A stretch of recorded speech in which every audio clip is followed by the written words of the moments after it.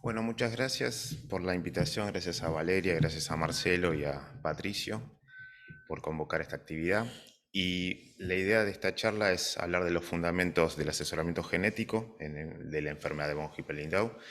Eh, Muchos conceptos fueron vistos en las primeras presentaciones por Valeria y por Gabriela, así que vamos a aprovechar y vamos a enfocarnos más en lo que tiene que ver con el asesoramiento genético. A lo largo de toda esta jornada van a ir viendo que esta es una enfermedad que afecta a múltiples sistemas, órganos, y estos datos los van a ir viendo a lo largo de todo el día, que tienen que ver con que tiene una prevalencia de 1 en 36.000 nacidos vivos, las mutaciones están ubicadas en el gen VHL, que está ubicado en el cromosoma 3, en el brazo corto. Es una enfermedad con un patrón de herencia autosómico dominante que vamos después a profundizar un poquito más en detalle. La penetrancia es elevada, arriba de 95 a 100%. Esto quiere decir que las personas que tienen la mutación, lo más probable, tiene altas chances de tener alguna afectación para los 60 años. La expresividad es variable, esto quiere decir que no todas las personas dentro de la misma familia incluso pueden tener las mismas manifestaciones, y alrededor de entre un 20 y un 23% de las mutaciones pueden ser de novo, o sea, sin estar afectados los padres, pero hay algunas cuestiones específicas que vamos a profundizar más adelante. También, como van a ir viendo, es una enfermedad que afecta a las personas en distintas etapas de la vida. Es una de las relativamente pocas enfermedades que pueden afectar desde las primeras etapas, y también pueden presentar afectaciones principalmente oncológicas, pueden ser muchas de ellas, en etapas adultas. Y en relación a esto, les quería comentar cómo funcionábamos nosotros en el hospital. Yo soy médico genetista y trabajo en el PROCANE, que es el programa de cáncer hereditario. Principalmente la gran mayoría de las consultas vienen derivadas por cáncer renal, eso es lo que yo evalúo habitualmente, pero también contamos con un servicio de genética médica que evalúa también los casos de pacientes menores de edad y también los grupos familiares. Entonces, yendo un poquitito más en profundidad a lo que es el asesoramiento genético, esta es una definición que se aplica a todos los distintos tipos de patologías genéticas, y habla de un proceso que ayuda a individuos y familias a comprender y adaptarse a las implicancias médicas, psicológicas, familiares y sociales de las enfermedades genéticas. Resalto proceso porque no es algo que se produce de un día para el otro, y tampoco evaluamos individuos puntualmente, sino que evaluamos individuos y grupos familiares. Cuenta con diferentes fases. Desde que el paciente viene, le tomamos toda la información personal y familiar, realizamos una evaluación de riesgo, posteriormente evaluamos a ver si tenemos que solicitar un estudio genético o no, y en base a los resultados vemos el seguimiento y el manejo para el paciente y para su grupo familiar. Pero para esto tiene que haber una sospecha. Y esto es donde los distintos médicos tratantes entran en juego y nos derivan a los pacientes, y hay distintos criterios como por ejemplo angioma de retina, hemangioblastomas, feocromocitomas, carcinomas de células renales a edades tempranas o con antecedentes familiares, quistes renales, pancreáticos, tumores neuroendocrinos de páncreas, tumores del saco linfático y cistoadenomas. Estas afectaciones pueden ser con o sin antecedentes familiares. Y también, como se fue viendo, es una enfermedad que tiene un diagnóstico clínico, y es importante correlacionarlo con el correlato molecular. A nivel clínico van a ir viendo que hay distintos criterios, ya sea de un caso simple sin antecedentes familiares, con 2 o más lesiones características, como por ejemplo hemangioblastomas con manifestación visceral, carcinoma de células renales, feocromocitoma y tumores del saco endolinfático y cistoadenomas o tumores neuroendocrinos. Y aquellos pacientes con antecedentes familiares con una o más manifestaciones del síndrome, por ejemplo, angioma de retina, angioblastoma, feocromocitomas, carcinoma de células renales y múltiples quistes renales o pancreáticos. Ahora, con respecto al estudio molecular, algo empezaron a ver con respecto al testeo de VHL. La idea de esta charla es abrir un poco más el panorama, en que contamos con testeos dirigidos y paneles multigenéticos. El testeo dirigido hasta la actualidad sigue siendo la herramienta de elección para aquellos casos o síndromes donde se sabe y hay una sospecha bien definida de que ese es el síndrome que estamos sospechando. Y después tenemos los paneles multigenéticos que, como comentó Gabriela, cuentan de muchos genes.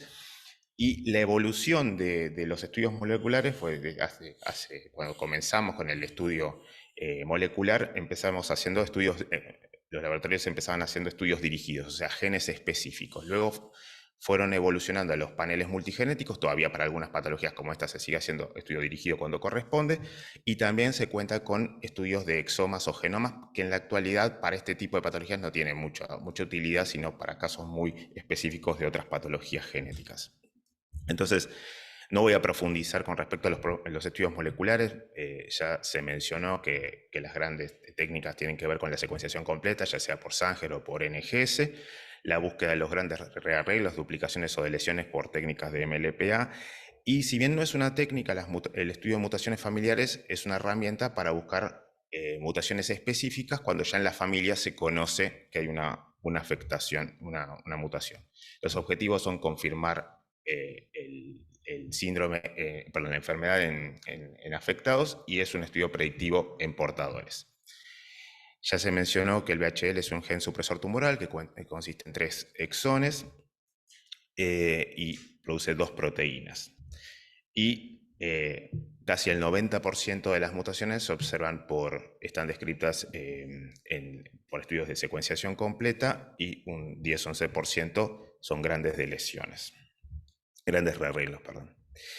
Entonces, con respecto a los paneles multigenéticos en general, no son la panacea, tienen muchas ventajas, por ejemplo, que sirven para aquellos casos donde la clínica no es suficiente o cuando tenemos varios diagnósticos diferenciales. Con el tiempo van bajando los costos y también ahorra la fatiga clínica, o sea, no hace falta ir pidiendo un estudio genético atrás del otro, sino que capaz que con un solo estudio se puede dilucidar la enfermedad. Pero también tiene muchas desventajas. Primero, que nos pueden venir alterados genes no relacionados. Esto pasa muchas veces en muchos laboratorios que no solamente estudian genes asociados a estudios a enfermedades endocrinológicas, sino que podemos tener en paneles de 100, 200 genes que podemos encontrar alguna alteración en un gen que no estábamos sospechando, que no tiene nada que ver con la sospecha clínica, y tenemos que reinterrogar a la familia. La interpretación es compleja, los riesgos para muchos genes todavía no son conocidos, las estrategias tampoco, y esto en el paciente y en el grupo familiar puede generar mucha ansiedad e incertidumbre. En el año 2018, yo también trabajo, soy el subcoordinador del programa de cáncer familiar del Instituto Nacional del Cáncer del Ministerio de Salud.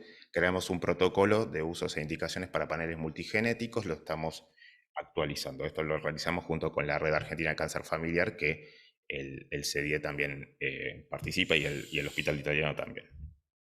Y lo más importante es tener en cuenta que los genes que tenemos que considerar son aquellos genes accionables, o sea, los genes que, si están mutados, nos permiten cambiar la conducta. 2 palabras del consentimiento informado. Esta es una herramienta legal que cada laboratorio, no hay algo estandarizado, sino que cada laboratorio tiene que tomar ciertos componentes que tienen que ser indispensables y dependen de cada tipo de técnica, de cada tipo de estudio. No es lo mismo una secuenciación que un panel, que un estudio de mutación familiar. Con respecto a la clasificación de las alteraciones genéticas de las variantes, habían algunos conceptos clásicos, como por ejemplo la mutación, que antes se decía que todo cambio en el ADN era una mutación. Eso se fue viendo que fue cambiando. Y también estaba el concepto del polimorfismo, que hacía referencia a la presencia de una alteración genética en más del 1% de la población. Con una inferencia, siempre se infería que podía llegar a ser inocuo este cambio. En la actualidad se sabe que no es así, muchas alteraciones están en más del 1% de la población y no son inocuas. Entonces, lo que el término que se utiliza actualmente es variante. Y hace unos años la Asociación de Investigación Internacional en Cáncer, la IARC, estableció una categorización de 5 números, o sea, de 1 que son las variantes neutrales o benignas, que hace referencia a que tengan 99% de probabilidades o más de que sea benigna.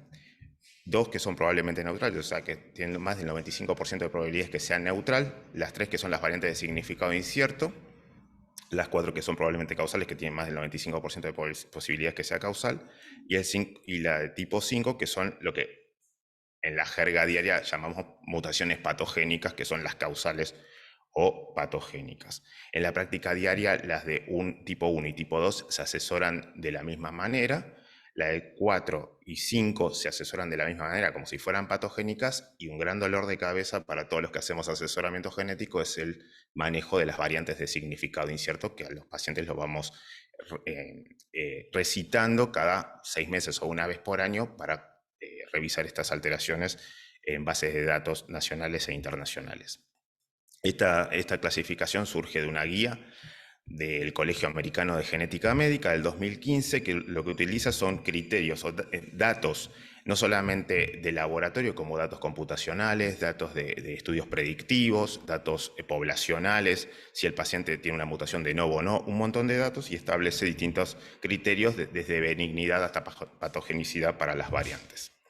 Tenemos distintas bases de datos, estos son algunos ejemplos, tanto a nivel, si la mutación está germinal, o sea, en todas las células del cuerpo, sino también a nivel somático, si está solamente en el tumor. Y también tenemos suites o herramientas bioinformáticas, como por ejemplo Barson, entre otras.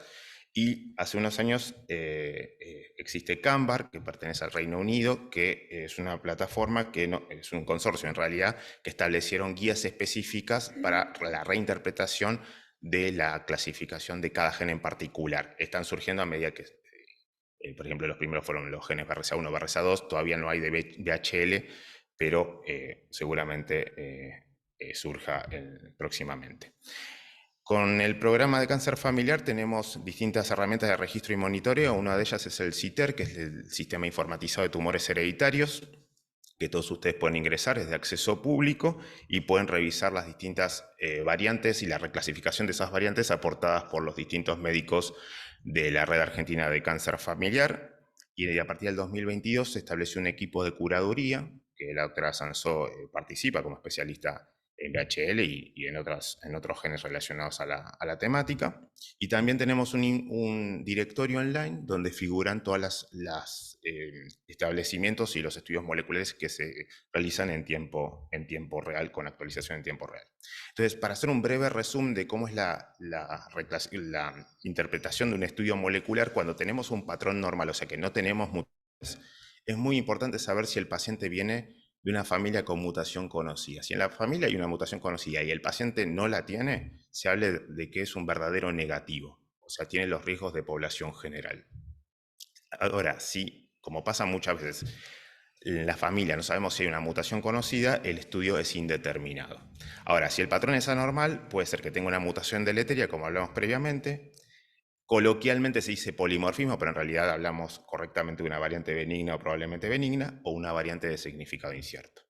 Dos palabras de lo que algunos conceptos específicamente genéticos tienen que ver con que esta enfermedad tiene un patrón de herencia autosómico dominante. Para que esto se produzca, el alelo tiene que expresarse en heterocigosis, o sea, aunque uno de los dos alelos esté mutado, ya es suficiente para generar la enfermedad. El riesgo de recurrencia es 50% para cada embarazo, es indistinto la afectación para hombres que para mujeres, perdón, la presencia, la herencia de la mutación.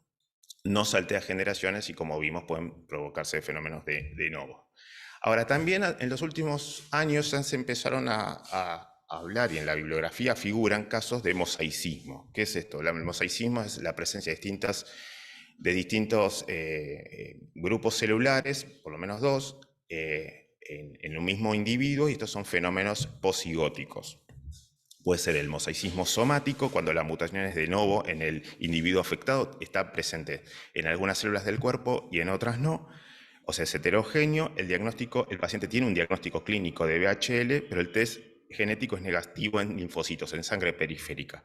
Y la recurrencia depende si están afectadas las gónadas o no, para ver si se transmite a la descendencia o no. Ahora, el mosaicismo germinal, la mutación también es de novo en células germinales, por un fenómeno posigótico. El individuo es sano, pero el hijo puede estar afectado o no si se transmite a la descendencia. El test es negativo en el padre y en el hijo pues, es positivo. Y el riesgo de recurrencia, como dije, depende del mosaicismo germinal. Y la prevalencia es desconocida porque hay casos reportados aislados.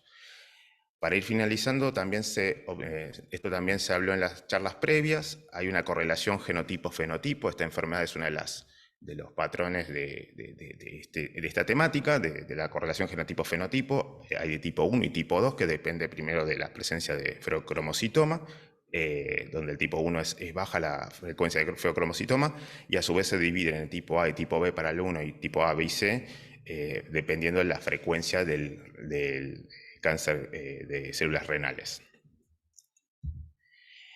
No voy a profundizar en lo que es el manejo y el seguimiento, que eso lo van a ir viendo a lo largo de toda la jornada, solamente que sepan que involucra estrategias múltiples de prevención primaria y secundaria, y como van viendo, esto involucra a distintas especialidades.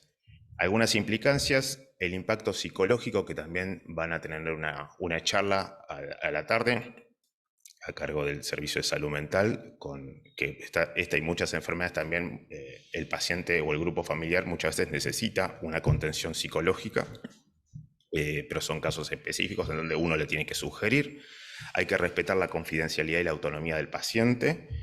Esta es una de las enfermedades que muchas veces involucra menores de edad, por eso también tenemos en cuenta la interacción con el equipo de genética médica, y también es una realidad que también hay que tener en cuenta en los estudios de preimplantación y preconcepcional. Yo no soy especialista en el tema, pero muchas veces cuando tengo casos de este estilo, los derivo al servicio de genética prenatal, que pertenece a ginecología, que hay también genetistas que se dedican a hacer asesoramiento preconcepcional. Esta es una de las últimas diapositivas. Siempre a todos los pacientes les damos un informe de asesoramiento donde figuran todos los antecedentes personales, todos los antecedentes familiares, la evaluación, todo un resumen de lo que fuimos hablando hasta ahora, cuáles son los comentarios y las recomendaciones. Y para terminar, repasando algunos conceptos que vimos: el asesoramiento genético es un proceso, involucra tiempo, lleva tiempo, y evaluamos individuos y grupos familiares. Tenemos que conocer que esta es una enfermedad que es clínica, pero también tiene un correlato molecular. El estudio genético es una herramienta prácticamente indispensable para estos casos. Tenemos que estar preparados para los nuevos paradigmas en relación a lo que son los estudios genéticos y los paneles multigenéticos. Y como van a ir viendo a lo largo de toda esta jornada, lo más importante son los grupos multidisciplinarios, que siempre se dice en todas las charlas, pero el Hospital Italiano la verdad que es un ejemplo de eso. Uno que recorre bastante, no es tan habitual y no es tan fácil establecer estos grupos, así que también el agradecimiento por seguir manteniendo estas charlas y estas jornadas. Así que bueno, muchas gracias por la atención, y cualquier cosa estoy a disposición.